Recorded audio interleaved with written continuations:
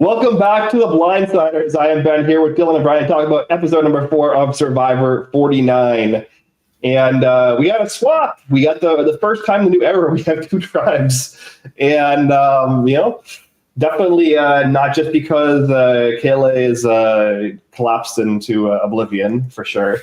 We'll talk a lot about it, but, I thought it was at least good to get to see some new people go to tribal council and strategize.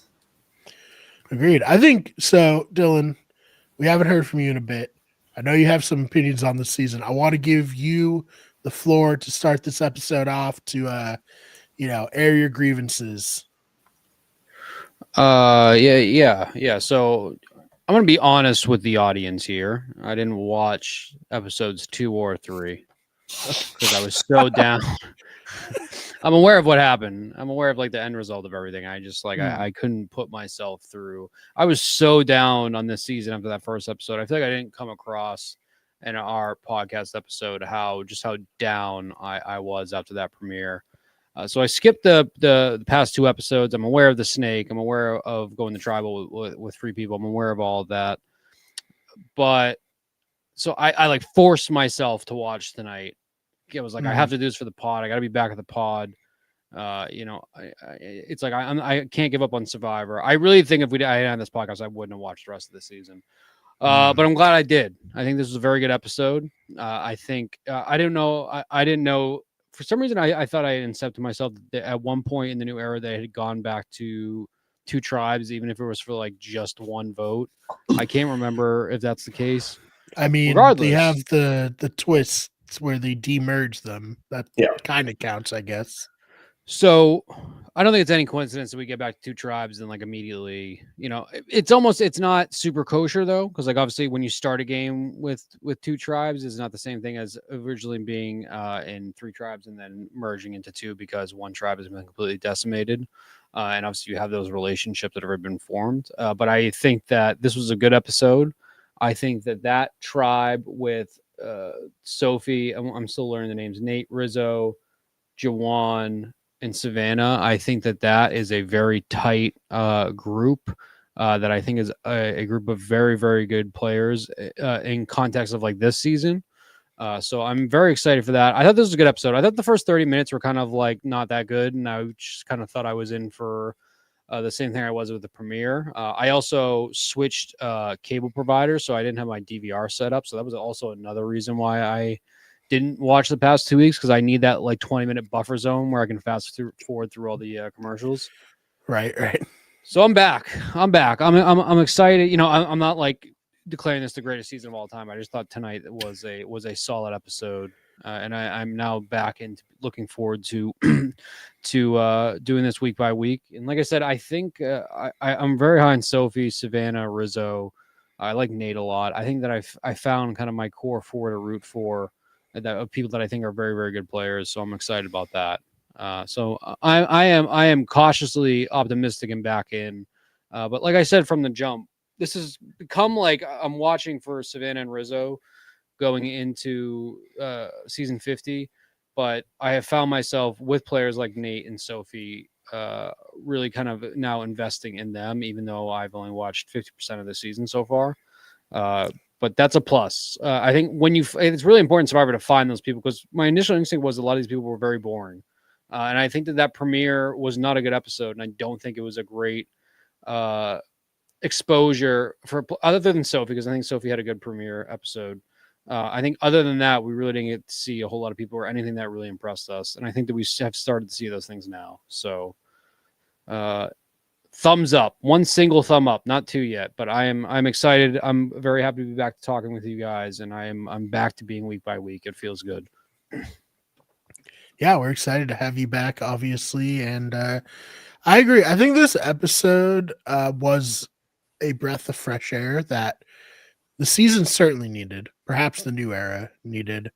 The 2 tribe format, I think. Now that we've done the 3, I think I prefer it. It may just be recency bias. So, let's have a few more seasons with 2 tribes before I say that this is, better. But I mean, certainly the more classic version of Survivor. But I think what really helped this episode was the fact that the challenge didn't end with a puzzle. I thought that was huge for this. And I think from what I've seen online, people really liked that. Yeah, I love the challenge. I thought it was, I know they've done similar sort of challenges before, but I think like it's good that they mix in challenges like this. And like obviously there's still like, physical element and then like sort of mental element, but like the puzzle was like it's still physical, and there's still like teamwork involved. It's like it's like kind of lateral thinking. It's like you kind of have to be creative, and I agree. I think that like the if only they had done this challenge 2 episodes ago, right? Like maybe the Kella wouldn't have been decimated. If like Jake was there and like you have Sophie like standing on Jake's shoulders or something like that, like I think there's room there for them to potentially do well at this. But like this is kind of what we're talking about. Like when you have the same challenges over and over again, it rewards the same skill sets, which like additionally causes this kind of cycle of the same tribe winning and the same tribe losing every challenge, and on top of obviously the Flint thing, on top of just normal momentum, and so we see like Jason has basically hard carried his tribe through these first 3/4 rounds of the game because he's so good at puzzles. And like here, he's on a tribe and they struggle and they lose this one because the challenge doesn't end with a traditional puzzle. And I think that's important. I was never a big fan of the kind of the cookie cutter challenges we usually get early in these seasons, of where it's like, and when we were kind of getting that slop at the very beginning of this one too, where it was just kind of them doing some sort of like nothing physical challenge of swimming in, getting in from the ocean. The only time I ever really enjoyed that was when it was the end of a season, when we were on final challenge, where it made sense to have a mix of physical and puzzle kind of together.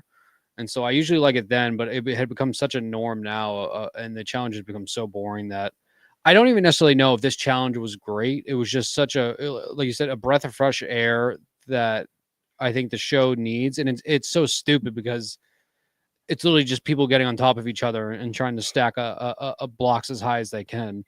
But it reminds me, it does this type of challenge, at least the latter half. Like I said, the beginning, it was the same slop that we've been getting, but the end, it just reminded me of like early Survivor, of something you'd see on like Survivor Outback, of just this stupid challenge that they needed to do to get these people to be able to vote someone out. But I enjoyed it. And like I said, I don't necessarily know if you compare it to other challenges we've gotten in the past that it really stacks up overall, but in terms of new era, it was just nice to see something new. Yeah, so I really think the 20s had like they were in their bag with the challenges. Like sometimes it'd be super physical, sumo at sea, or the one where they have to chase each other through the water. Sometimes it'd be a carnival game, like a ring toss, and then sometimes it would be a puzzle. And I think let's do that. Let's bring that stuff back.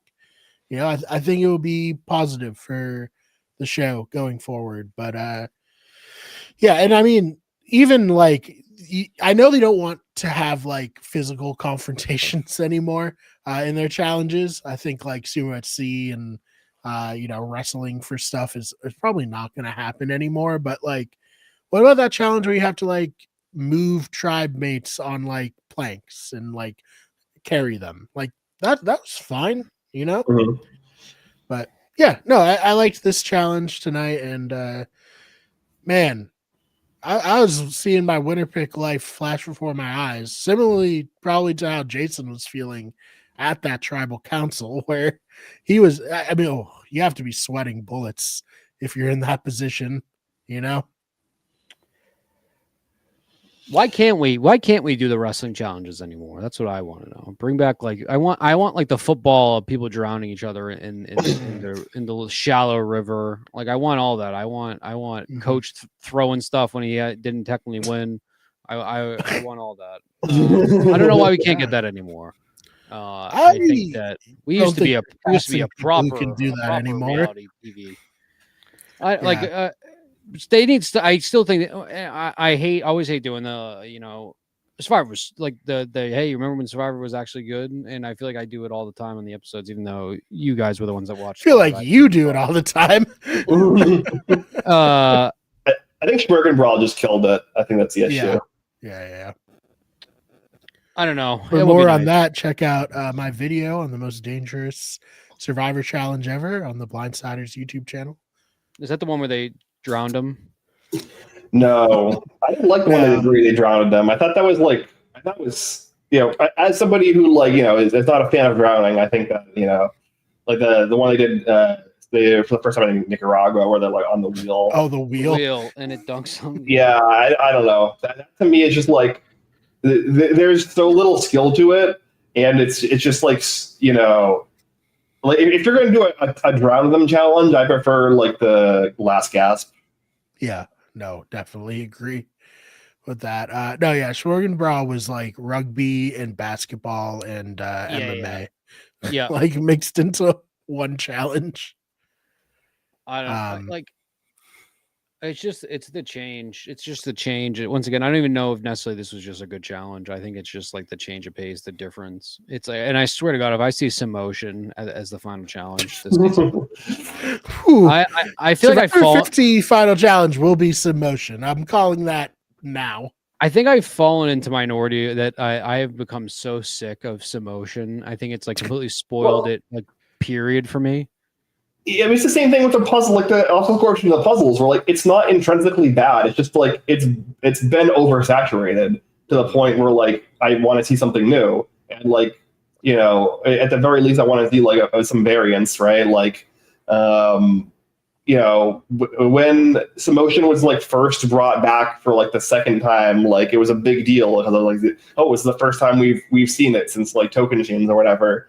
But it's like, and that was also like the theme of the challenges in Second Chance was they're all repeat challenges, but they settled into let's just put that as the file immunity every other season. Yeah. Although interesting, because obviously we got Samotion last season. According to this chart, though, we did not have Samotion before 48 until Survivor 44, which I feel like that's a lie. I feel like there's no chance we went 4 seasons without Samotion. 47 was the was like a stacking thing, right? Like a puzzle into a stacking, or like the one that Rachel won.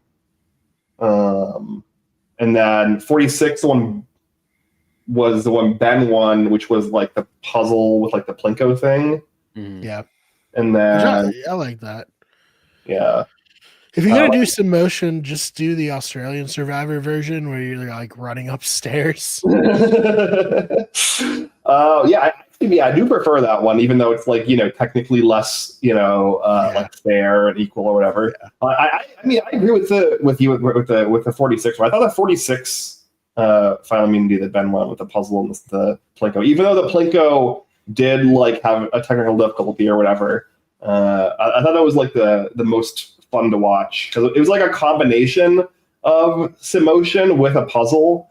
So like there was actually something like interesting going on, and it wasn't just people like moving balls. Like there was like the Samotion element to it with the Plinko, but then also they're building a puzzle, and you could physically see them doing that.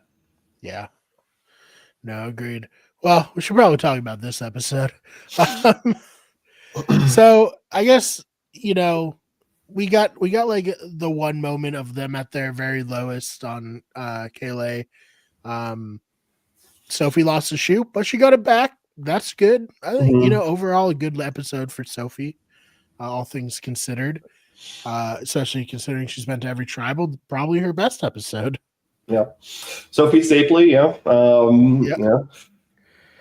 Denise coming for Denise's crown. Coming for her crown. Mm-hmm. if she can get through every tribal and get to the end, maybe she'll win like Denise did. It doesn't always work for players who do that, but maybe it will this time. Dylan, you said in our text thread, you didn't like the new Kaylee tribe. They're just very boring comparatively to the what's the new yellow tribe's name? Yeah. I think just at least from what we saw, once again, did not watch past 2 episodes. I feel like I'm like a leper in this case of I need to keep letting. You know what? It's like a whole new season now. I saw the whole bit. He got bit by a snake. They took cameras into the hospital. I get it. I think from what I've seen so far between the 2 tribes, I think that the other tribe with Sophie and Savannah and Rizzo and Nate and who else? It definitely does feel like that's like the star-studded tribe.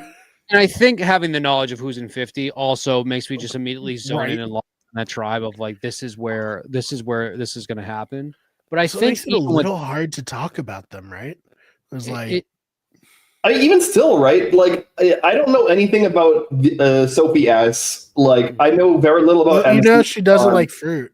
Yes, yeah. That's her one moment of the season so far, complaining about the fact that they won fruit as a reward. Which, come on, I mean, is that why she's being buried in the edit? Yeah, she wasn't grateful enough. Jeff got on the phone after that challenge. He's like, I want an average of 0.3 confessionals tops on this one. This is famously in Borneo, the mutinied because the reward was 1 beer. He's not letting that happen again. So let's name it. So that tribe is now Alex, MC, Christina, Sage, Shannon, and Sophie S. Right? Am I missing him? And MC. And Stephen, yes. I think you said MC, yeah. That's Stephen. Yeah, from what I've seen, MC, because I do like to root for somebody that is physically, I guess you can say dominant, and I think MC was great to watch in that challenge. Yeah, but MC's getting a lot of the original Hina story through MC's eyes, so I do think she'll be a pivotal player coming down the stretch. It just seems, and once again, we got another force kind of like a trauma dump today, that's like I'm still sick of that. With it was a nice story. It's sad. Like, don't get me wrong, like it's very sad. That is still my number one. I am so sick of the trauma dumping, and I feel like that they're now shooting. The edits are shooting for who is going to give us the worst story and they thought they had it last year with somebody that lightly had autism. So I think that they're really at straws. What was that? I think they're really. Oh yeah, well, it didn't work. So no, they didn't, and I think Jeff lost to his ex-girlfriend, right? The Traders won, and Julie Berry apparently works on the Traders. So tough night for him. Jeff did say he would be on the Traders, which I think is very, very interesting. I would love to see Jeff play on the Traders. Yeah. Maybe if they do an American celebrity season. I know the UK is doing a celebrity season right now. He'd be great for that. That would be a lot of fun. That would be, you want to get the buzz going around like Survivor and reality TV fully again. I think Jeff playing Traders would be very, very interesting. That would be a lot of fun. Yeah. Don't know if we'll get that, but he said that he is open to doing it. So that he will 100% get voted off. Maybe first for the memes of voting Jeff Probst off of a show. But yeah, I mean, you'd probably make him a trader, right? Yeah. It's almost like it's. But I don't think he's surviving a round table, is what I'm saying. Yeah, I guess it depends who's on this season too. How many people are going to be like, I want to be the one to say the tribe has spoken to Jeff Probst? But back onto that tribe, just not a whole lot that I am excited for gameplay wise from that tribe. I think it's all with that other tribe now. And I mean, I don't know. Hopefully we're sticking with 2 tribes for a while and they're not going to do something funky to split us up into 3 smaller tribes again. That would be terrible. Or to do a stupid twist where like somebody gets kneecapped once again, and there's some sort of weird tribal or voting going on. Tough to stay positive, but yeah, that's just my take. But yeah, I think we'll go to the merge with these 2 tribes. That would be great. Probably one more round. Yeah, that'd be great. And my hope is that like they saw this unfold while they were recording 49. They're like, you know what? Maybe we just do it for 50, and we're gonna just do a little twist on everybody and say it's gonna be 2 tribes. The thing with 50 being still 3 tribes is there's 8 people per tribe, right? Like I can fuck with that more than the 6 because 8 there's a lot more you can do, you know. Like it's almost like 2 people team up in a tribe of 6 and it's like, well, are we all going to go against them? Probably not. So I'm just going to go with them, you know. And it feels also too obvious that they're doing 3 winners, 3 tribes with 1 winner each. It just feels like that is part of what makes this a little hard to like talk about because I don't know, because we've been open that we know who's on season 50 and we're gonna say who it is, and I think we know who wins this season because of that, but at least goes very far. Like it's very obvious like Savannah is gonna go far. It maybe win, who knows? But I was getting flashbacks to Australian Survivor where like Parv would have 10 confessionals an episode. Savannah had so many confessionals tonight. I do think a lot of the reason too is that Savannah is one of the more entertaining people on confessionals in this season too. She's great. She's great. I think Savannah is shaping up to be our, new era version of a villain because she's proven, I think she's smart with the game she's played. She's also proven that she's actually been pretty loyal to her own to this point. Even everything with the idol in this episode for Rizzo. I know that their hands were kind of bound to what they were able to do, but I think that she has shown glimpses of somebody who I think is going to be cutthroat, which is great. And I think it's something we need. We don't need like the fake cutthroat where they're just pretending like they're doing this because they want to win the game. I need somebody to be purely just spiteful and want to win this game and want to take out anybody that they can. D was like kind of the closest we gotten, but not really. I need somebody that is just like, we need a villain. And I feel like there's glimpses of Savannah there, but I also think that she's just like decent at this game so far from what we've seen. I can't say anybody's really good at this game so far. I just think that tribe of Nate, Savannah, Rizzo, and Sophie have also shown glimpses that I think that they can be very good players in this season. I feel comfortable. Go ahead. I mean, I'm biased, but I think Sophie has shown enough to me that I can confidently say she's a good Survivor. I agree. I think we've obviously seen a lot of Sophie too, and we've seen her up against the ropes. But I just think everything we have seen from her has been she's played the right moves. She clearly has shown herself very likable. If that tribe was willing to take her in so quickly. So no, I agree. I would put Sophie the highest so far from what we've seen gameplay wise too. I also think Sneaky Rizzo. Rizzo has impressed me way more than I had thought he would. I thought that he was just going to be the little goofy, funny guy that they wanted to pull in 50. I think that he has impressed me so far with his gameplay. I really do. And I think that he's had probably the funnest journey so far for the things that he's done in this game. Big fan of that chest in the water too. Not to like skip around, but I love that chest. That was if I was in Survivor and I found a chest underwater with immunity and idol in it, that would be pretty fucking sick. Yeah, I really liked that it was like a cork or something so that it floated up out of the chest. That was fun. Yeah, it was good. Yeah, good for Rizzo. You're right, Dylan. I think he's been a star. I think like many people when we first saw him, we were a little like, what is this gonna be? But he is, really found a way into my heart, and I'm rooting for Rizzo, the Riz God, praying to him. No, I agree. I think that I think there probably are people who like are annoyed by the like Rizgod, like Rizgod, like thing that he keeps saying or whatever. Yeah. I think I find it endearing. I think like it's because like he doesn't. It kind of fits within like the confines of how I view his personality, where it just comes off more as like endearing to me than like like he's kind of seems like a goofy dude like trying to do a bit as opposed to like somebody who like legitimately he's not like a Russell Hantz where he's like trying to like legitimately call himself like a god or whatever. He's just kind of doing it. Yeah, no, that's a great point. Like it's very clearly like tongue in cheek, like it's silly and fun, and he's just having a good time with it, and that makes it fun or easily rootable.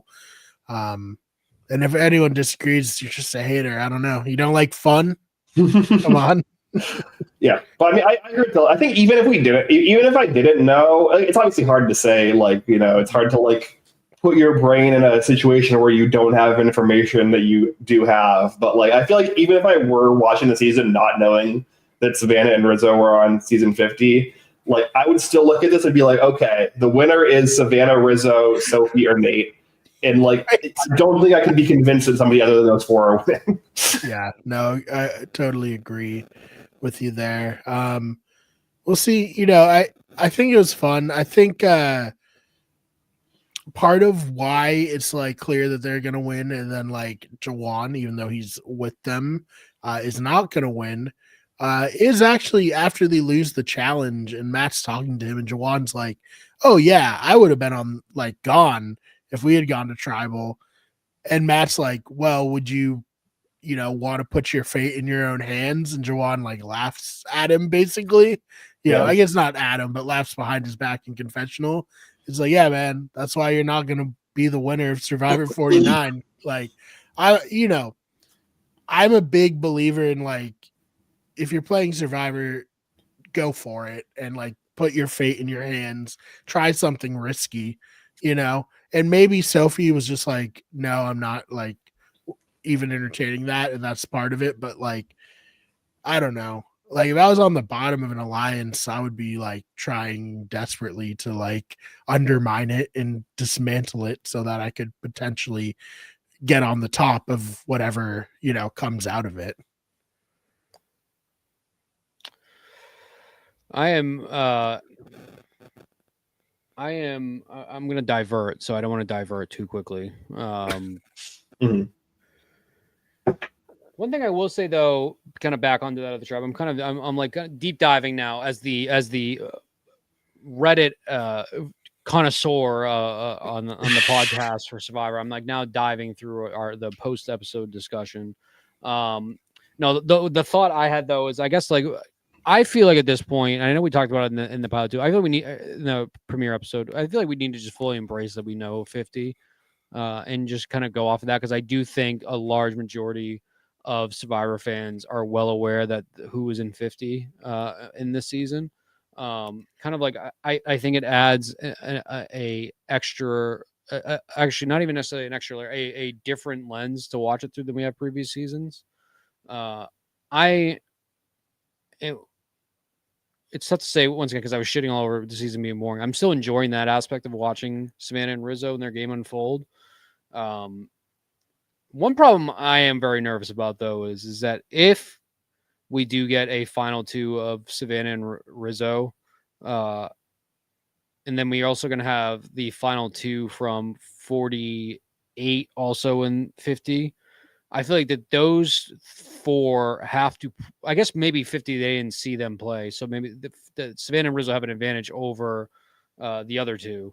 They got to have probably the biggest targets painted on their back. And given Russell, nobody knew Russell's game going into Heroes versus Villains. And clearly that worked out pretty well for him. But I am on like, I'm almost being prepared to have Rizzo suddenly go home early because he's had such a good edit so far and he's accomplished a lot. I don't think it's going to happen. I agree. I feel like we could potentially have the final four on that tribe of Nate, Sophie, Rizzo, and Savannah. And I don't know, maybe Jawan. I think taking a 5 is very complicated to go from now to the very end of 5. Obviously, people always talk about it. I just don't know if it happens. And it seems like Joanne is more on the outside, as he talked about earlier. But I don't know. I'm like, now that I'm like dissecting the post episode discussion, like kind of seeing how people are perceiving Rizzo and Savannah. I don't think we're going to get a bad edit for them. That's the point too, is that they're going to give somebody a bad edit going into 50. They're going to get the best possible edit. And I just feel like, I feel like that they have to both be probably final three. That's a consensus I have, and it's kind of a fucked up way to watch the show, but that's like the knowledge I have, and I feel like the knowledge most people are gonna have. So I just don't know. I just feel like we don't have to tiptoe around it as much. You know what I mean? Because that's the lens we're watching it with. No, I have no issue with not tiptoeing around it. I just like, for me personally, it's not heavily impacting how I see the season, simply because they're so obviously like main characters and big players regardless, that like anything that I could potentially divulge from them coming back, I would already have divulged just simply by like reading the edit of the season all like, in a vacuum.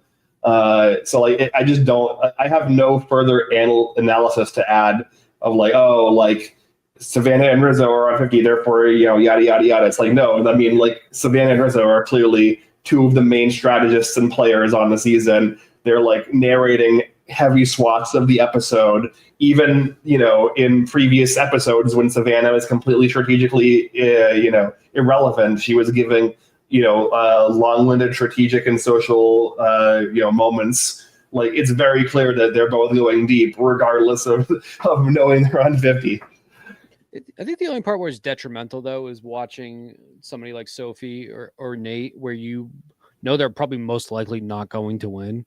And it almost goes into the sense of you're watching them. I'm watching them, and I'm almost now watching them to see what they mess up and how they mess up. Or there always has to be some sacrificial goat at the end there too. So it's almost like I'm watching to see if that's them or not. And I don't. It's different. I think that's the only thing that I dislike about the knowledge I have, is that I am now watching to see how these other players can crash and burn, and how these other two are going to succeed. But I guess you're right. Like, I think you're 100% right, though, Ben. Even if you had no knowledge, just based off the edit we've seen of these players, they're not. Like I was explaining my fear about Rizzo, of him just being like the funny, goofy guy, and that's why they run him in 50. Like, we've clearly seen that they're the players in this game and pretty good at it comparatively to the others too. So I agree with that. I don't know. It's a very weird. It's very weird, at least for me too, because it's my first time watching a live season with knowledge that somebody in the season is going to be on a season coming up. It's a very strange way to watch. But I think maybe the difference is why it's as intriguing as it is because it's gotten so cookie cutter and stale recent seasons that it's nice to know we're going to be seeing at least two of these players again, and it adds more investment into them. That was a whole tangent that I didn't intend to go on. I just wanted to say, yeah, I think we should just talk about it. But that is like the meta thought behind it. Yeah. I just want people to know that we know that they're on, and if I'm praising them, I'm not trying to be like sneaky, like, you know what I mean? It's like, yeah, no, I know that I know they're on the next season. I'm not like trying to pretend I don't know and also praise their game. But yeah, I guess the big thing here, I think coming out of the challenge, we kind of all thought that it was going to be Jason. I think that would have made the most sense. He was also being very straight up that he wanted to, play with his former tribe mates and he was close with them. We get that through Savannah's confessionals. How did Matt mess this up so badly? I mean, we saw it, right? Like, he just played really messy. Like, I mean, like, here's the thing. I get the idea of kind of swinging for the fences when you're in a bad spot like this. But like,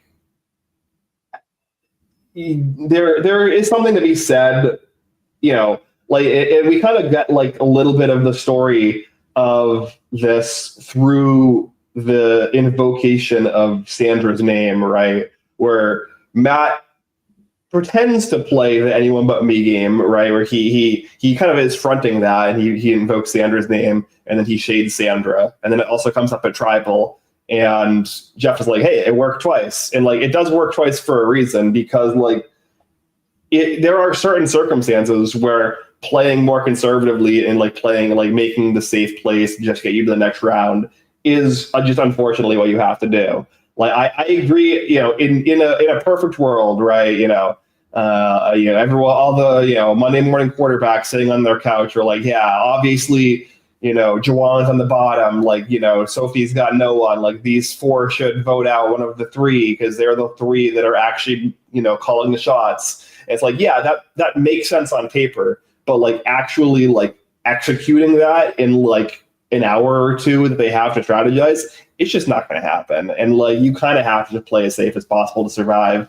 He played so messily that like it almost wrapped back around to the point where like they were like, oh, he's so messy that we can keep him around because he's not a threat because he's so bad at the game and he's so like transparent with his actions and moves that like we could just, he's gonna draw ire and be a target in the future. That's not a great spot to be in.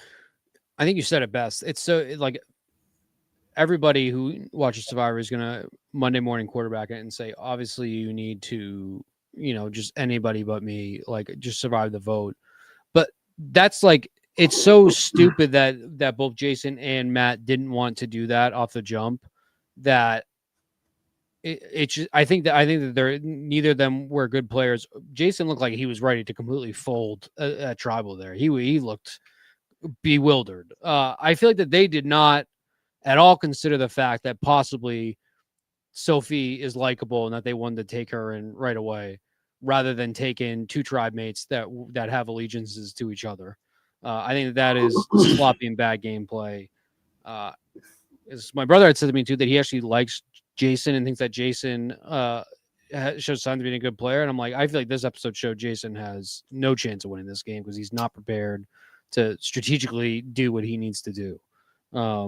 That is like both don't tell anybody about your advantages and idols, and then also always let people discuss with you votes and listen to whatever they're telling you.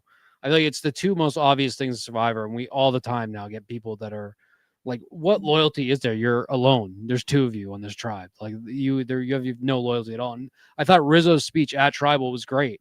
It's like you two also never even went to a tribal together, and you're talking about loyalty. You never had to vote together. Mm-hmm. And you're trying to stick too strong when there's five of us. Like that's silly. Yeah, I agree. I think both of them played it poorly. It's just that Matt played it way worse than. Oh yeah, 100%. The correct strategy here, because in the first conversation that Jason had with Savannah, I also was like, "What are you doing?"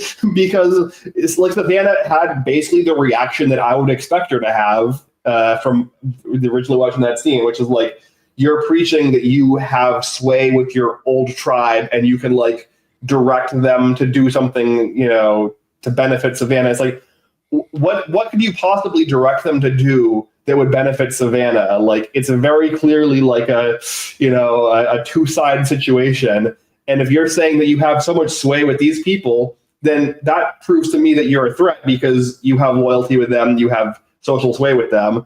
Like, that's just a horrible pitch to make. The pitch you should make in this spot is, whether it's true or not, say, thank God that this swap happened because I was in the bottom of that tribe. If we ever lost, I was done for. They made it so obvious that this group was together, and then obviously if you're Jason, this is technically true. I don't know if he knows this, but it's technically true. And you could even basically throw the other person you're with under the bus, especially if you don't have a strong social or strategic alliance with them. You're Jason, you say, I was at the bottom. I knew it. They made it so obvious. Matt was a power position. He was a kingpin. He was working with this person. It was clearly a duo trio situation with a fourth. I was very clearly on the bottom. I want to run with you guys. It's such an easy play to make to the point where it's almost might become transparent in what you're doing. But you can sell an earnestness to it, and I think with Jason, all of this would have been true. All of this literally would have been 100% true. I don't know how much he knew about the structure of the old tribe, but like he could have earnestly sold this. Clearly not a lot. Yeah, he could have earnestly sold this pitch to the old Ulis and like had it be real, and this is like exactly what you want to hear if you're Savannah, if you're Rizzo. Like these are the things that you want to hear from the person that you're potentially going to work with or take to the merge. Do you think that, especially players that are like millennials or younger players, do you think that they are so concerned with being perceived as like a liar or a non-loyal person in this game, especially with social media these days, that they let it affect the things that they want to do in this game? Because we talk about not having villains. Like, imagine Johnny Fairplay in the age of Twitter and TikTok, like that being live. It would be all over the place. But I think people now perceive it so that attention would be so negative outside of the game. It's I feel like we've seen a lot in the New Era seasons too, of people want to be perceived as so honest and so dedicated to sometimes originally what their original tribe, the original tribesmen, they can never want to be perceived as betraying anybody. That I feel like it makes them, and I'm not necessarily saying that that's what happened with Jason here, but it's such an obvious thing of what you need to do in this situation to throw both Matt and Jason should have basically conceded and say, hey, we need to throw each other underneath the bus. It is what it is. Like that's the card. At least Jason voted for Matt. That's true. Yeah. But no, I totally see what you're saying, Dylan. I think you're right. I think there is a little bit of that.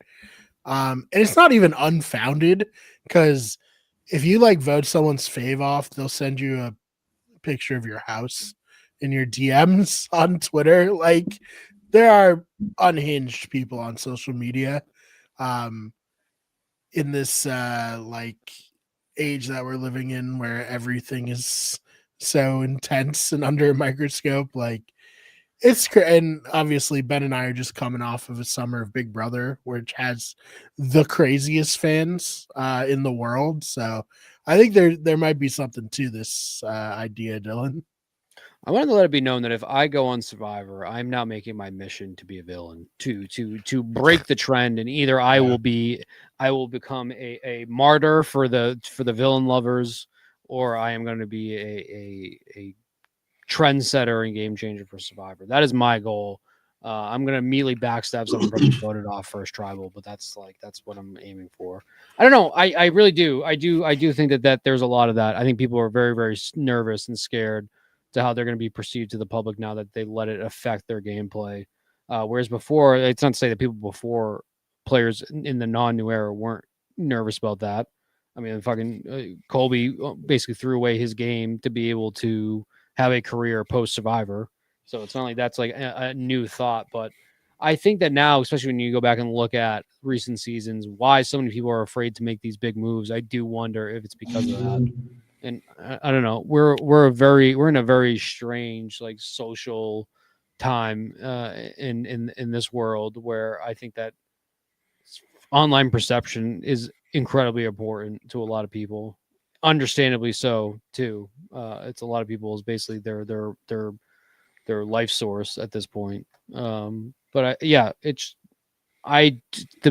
the point of my brother saying that he thinks that Jason had the makes of a good player. I disagree. I think that if at that point, if you don't have what it's willing to take to get far, I can't say you're a good player in this game. If the first time you have adversity, you crumble, you're not a good player in this game.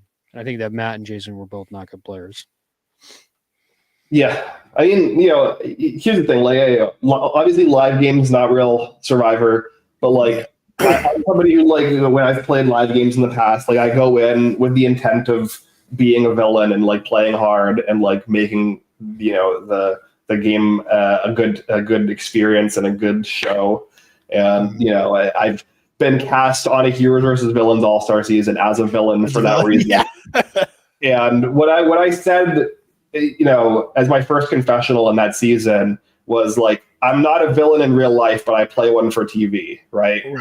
I think that's like kind of the distinction that you have to make as a player coming onto these shows, and then also like as a fan. Like unless somebody is like some like heinous bigot or something like that, like who like Right. you know, Yeah. like if you're like just you know doing you know slimy things within the course of gameplay, I think it's silly to like get mad at that as a fan, and I think that like it's silly to hold yourself back as a player from doing what you need to do to win because you like are afraid of the perception that you might be shown in the show. Because like especially like on Big Brother, you know, with the live feeds it's a little different, but on Survivor you're going to get edited a certain way regardless of what you do. Like however the show wants to paint you, or like whatever narrative the show wants to talk about you as a player and in order to tell the story of the season properly,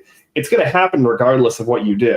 Like, you know, you could still be painted into a villain role for the narrative of the show, even if you like go out of your way to not be a villain. We literally, to a degree, saw this last season with like the Honor and Integrity group, where like they ended up having like a villain stench to them, and like people watching didn't like them, despite the fact that they were trying to go out of their way to play like an honest and you know integrity game, and because they came off as you know self-aggrandizing and hypocritical and like yada yada down the list, right? So like you have no control over how you're going to be perceived. So just go out there and play the game that you need to play in order to win. That's how I see it. I mean, and make it easy. People, there's like fan pages for Nicole from earlier in the season of people saying that she like Nicole got robbed. It's like people become so attached to the random players in these games now, and I'm sure maybe it's always been like this. Like people just like will just say their random favorite player of all time is like somebody that played in in season 3 that was voted out second. That I can't even like. Survivor Sucks was notorious for that. Yeah, and that's all I see on Twitter now, to the point that I don't even bother going on Survivor Twitter, because it's just like people defending the worst players getting voted off, that they were robbed. It's ridiculous. I think that a lot of it has to do with that now too. People have the internet is both is giveth and taketh away, and I think that they have taketh away when it comes to being like how we root and watch for Survivor, like at least on social media, because it is.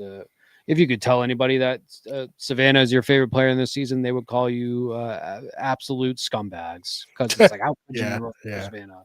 It's like that. I don't know. I think that we've kind of like cracked into. I do think that there's a lot of modern social settings that do affect how people play, but it's also that's life. That's people that played Survivor in 2002 had a way different experience with life and how their social life was compared to how people do now. So it's also just like that's a reflection of who we are as people. Once again, that's not to say that's why maybe Jason just is not a good player. I'm not saying that's why Jason didn't make the movie, didn't make, but sometimes I do wonder if that is the case with a lot of these. Yeah, I think to a degree, I think obviously like the prevalence of the internet and social media accentuates it a lot. But like even going back to like Borneo, there was the reason the Pagongs lost is because they were all concerned with their perception of the viewers, and like no one wanted to do an alliance because they thought alliances were scummy, and like they thought that like people would view them poorly, whereas like the Toggies didn't care as much. And then on season 2, you have like Jerry Manthe, who is like seen as this huge villain of the franchise simply because she has some like annoying affectations to her. And like you get like a situation where she gets like harassed by stewardesses on airplanes, and she gets referenced in a Scary Movie. Tina harassed Jerry on an airplane. So like I don't think it's unique to now. I think it's just like it's way more blatant now, just because social media is more universal and the internet is more prevalent, and like it's easier to see and it's easier to spread because like the technology is more universal. But I think that the same sorts of feelings and and cultural touchstones existed, 25 years ago. Mm-hmm. Yeah, and like I just want to say, obviously, as a LRG player, I'm very famous for my honor and integrity and being a straight shooter. Unlike Ben, Mhm. just in case I ever play again, everyone should know that about me. I think that's important. Yeah. As Ben can attest. Oh, 100%. Yeah. Yeah. Oh man. Well, anything else on this episode that we wanted to get into that we didn't cover yet? I think kind of back on to Jason not playing shot in the dark was insane move. Both of them. Yeah. Matt. I think Matt at that point was too far gone, so I'm actually surprised Matt wasn't doing it. I thought Nate was trying to bully Matt into playing, which maybe he was, which I thought was a genius move. But I think after you go through that tribal council before you vote, if you're Jason and you don't play shot in the dark, you are insane. I think Jason is Jason's very, very lucky. Matt, I think 9 times out of 10, Jason is gone in this tribal. I assume there was probably a conversation that happened that wasn't shown where they, Savannah and/or Rizzo or whoever talks to Jason and was like, look, if we keep you, you can't play we don't want you playing your shot in the dark. We want you voting for Matt so we can, confirm that you're actually going to potentially, move forward with us in the game. And I think that from what we saw in the tribal council in particular, that was the point that kept on getting driven home was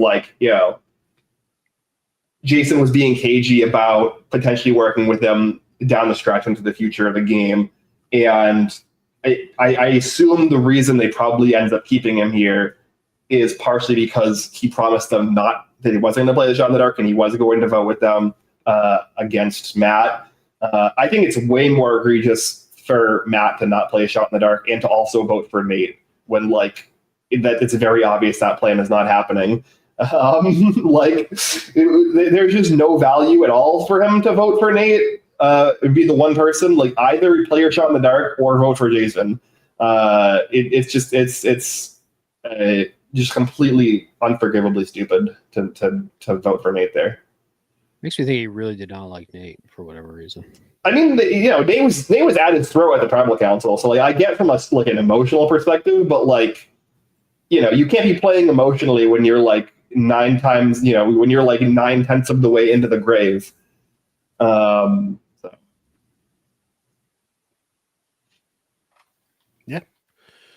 All right. Well, Dylan, anything you want to promote before we get out of here?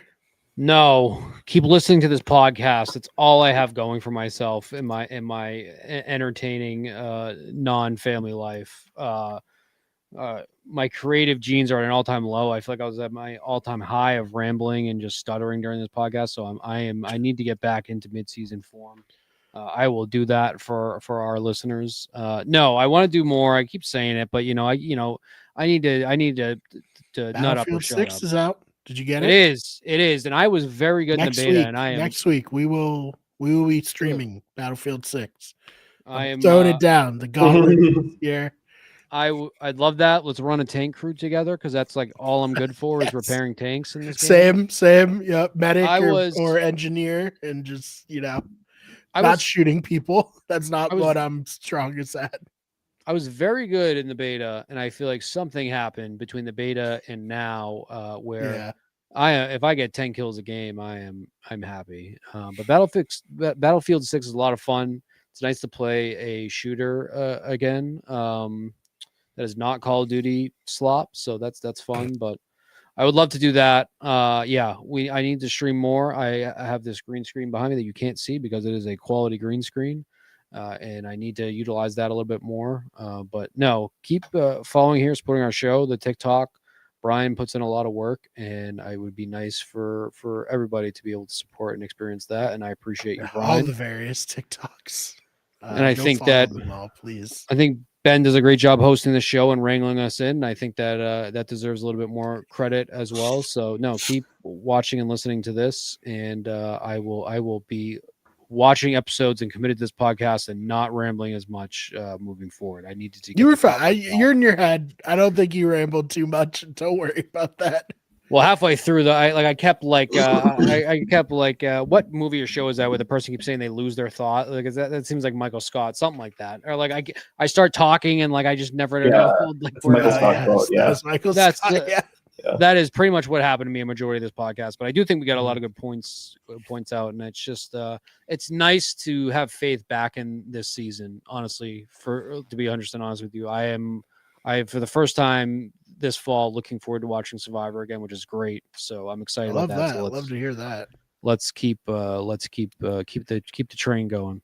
I do think the season can only go up from here, right? Like I think the floor for the season for me is just like basically being Survivor 45 2.0, which is just like this kind of group, kind of loosely pegongs their way to the end, and the other group kind of like doesn't really fight back or is like kind of strategically incompetent. And like I liked 45 for what it was. I am a big D fan. I thought that her game was really good. So like if we're just run back Survivor 45 and then we get to see like a Savannah versus D kind of situation on 50 with that kind of setup, I think that's at the very least interesting. So like if that's the floor, then like I'm content. All right. Well, anything you want to promote before we get out of here? Nope. No, you're good. You're good. I mean, I may or may not. I know about a week and a half ago, I played a Hearthstone tournament on stream. Yeah. I may be doing that again this weekend on Sunday. I haven't decided if I'm going to do it or not. So. All right. Well, potentially be there. That's twitch.tv/Tray of Spades. I wish we could host it. Twitch took hosting away. I don't understand. Yeah. What the fuck, Twitch? Yeah, you can just look at everything and it'll be a suggested channel because that's what they do now. Yeah. So you can easily find Ben there. As for me, a new video came out today on the main channel. We could get everything talked about a new roguelike deck builder demo that's part of Steam Next Fest, right? That's what it's called. Mm-hmm.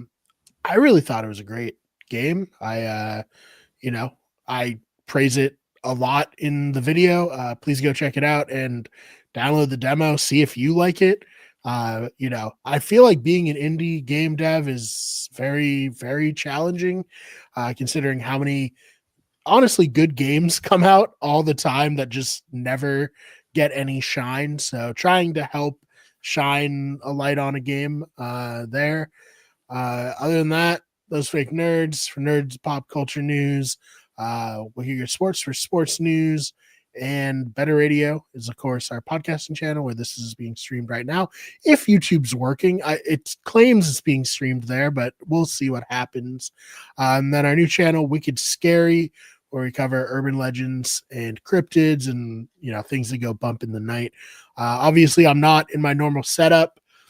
So I'm on the road, so I've been a little bit handicapped in terms of like what I can do normally, but next week I'll be home and everything will be as normal. So yeah, lots of content. Also Pokemon ZA is coming out tomorrow. I'm very excited. I'll definitely be making content about that because I'm still sticking with it despite its faults, and there are many. So yeah, other than that, thank you so much for listening, and we will see you in the next one.